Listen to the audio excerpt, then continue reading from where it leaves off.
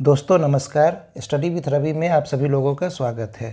71वीं BPSC final answer की को लेकर बहुत सारे चर्चा हो रहे हैं और अभी भी बहुत सारे कॉल मेरे पास आते हैं या मैसेज।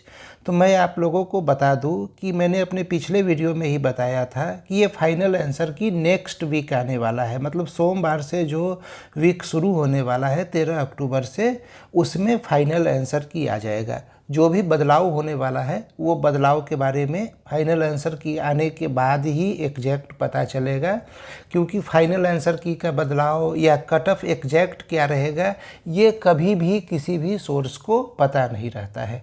तो नंबर एक बात ये कि फाइनल आंसर की 13 अक्टूबर के बाद आएगा।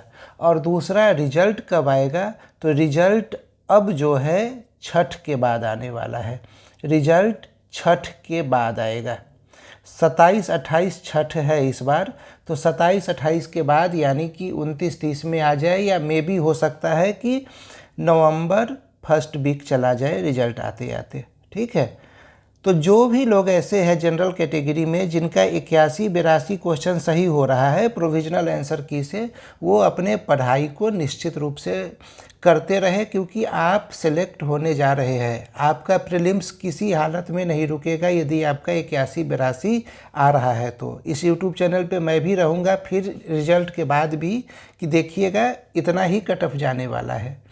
और मेंस के बारे में थोड़ी सी बात कर लूँ कि मेंस में जैसे कि जीएस पेपर 2 है, जीएस पेपर 2 में आप लोगों को लगभग 3500 वर्ड लिखना रहता है मेंस में। ठीक है, लगभग बता रहा हूँ, 400 वर्ड में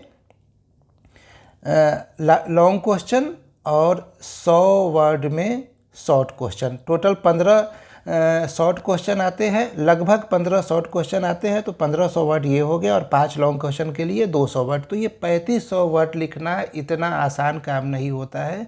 तो एटलीस्ट जो स्टैटिक पोर्शन है, राज्यपाल की भूमिका, केंद्र राज्य संबंध, ठीक है, राष्ट्रपति विवाद, उपराष्ट्रपति का चुनाव हुआ है विवाद, तो इन सारे चीज़ों पे आप लोग अपने नोट्स बनाकर उसको रटिए, क्योंकि एग्जामिनेशन हॉल में बैठकर कंटेंट क्रिएट नहीं किया जाता है। यदि आप सोचिएगा कि मैंने सब कुछ पढ़ लिया है, अब मैं एग्जामिनेशन हॉल में जाऊंगा और उसे अपने हिसाब से कंटेंट क्रिएट करूंगा, कुछ लोग कर पाते हैं, पर जो एवरेज स्टूडेंट होते हैं उनके लिए सबसे बढ़िया ये है कि वो सारे पॉइंट्स को रटे रहे। जब सारे पॉइंट्स रटे रहेंगे तो फिर भूमिका और निष्कर्ष के साथ आप उन पॉइंट्स को लिख पाइएगा। वहाँ बैठकर यदि कंटेंट क्रिएट करना शुरू कीजिएगा तो फिर किसी भी हालत में आप अपना पूरा पेपर कंप्लीट नहीं कर पाइएगा। ठीक है ना। तो एटलीस्ट जो भी स्टैटिक पोर्शन है जिसके बारे में आपको जानकारी है, जैसे पॉलिटी की बात हो रही है तो एम लक्ष्मीकांत के बुक में सारे कंटेंट मिल जाएंगे आपको।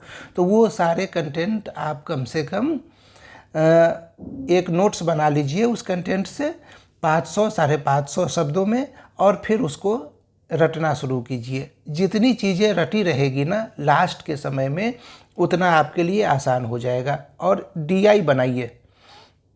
डीआई में कुछ भी नहीं करना है, सिर्फ और सिर्फ पीवाईक्यू बनाना है। यदि आप 10 वर्षों का पीवाईक्यू बना लेते हैं डीआई में, तो आप निश्चित रूप से डीआई में सारे सवाल सही करके आ जाइएगा। 72 में 72 नंबर आप लाने की स्थिति में रहिएगा यदि आपको बेसिक कैलकुलेशन आता है। मतलब बेसिक बोलने का मतलब है सिर्फ जोड़ घटाव गुणा भाग, एवरेज, परसेंटेज, इतनी चीज़ें आपको आती है। तो आप पीवाईक्यू कीजिए, 4 बार 5 बार पीवाईक्यू कीजिए। जिनको नहीं आ रहा है वो रटने के पॉइंट ऑफ व्यू से डीआई भी करे। यदि बार बार पीवाईक्यू कीजिएगा ना, तो मेरा ये मानना है कि जब समझ में नहीं आ रहा है ना, तो आप चीज़ों को रट लीजिए। बाद में जब आप रिकॉल कीजिएगा, दोबारा लिखिएगा, तो वो रटा हुआ चीज़ से भी कॉन्सेप्ट डेवलप होने लगता है। ठीक है, तो ये सारे काम को कीजिए, इससे निश्चित रूप से आपको फ़ायदा होने जा रहा है। और फाइनल आंसर की अब नेक्स्ट वीक में आ जाएगा।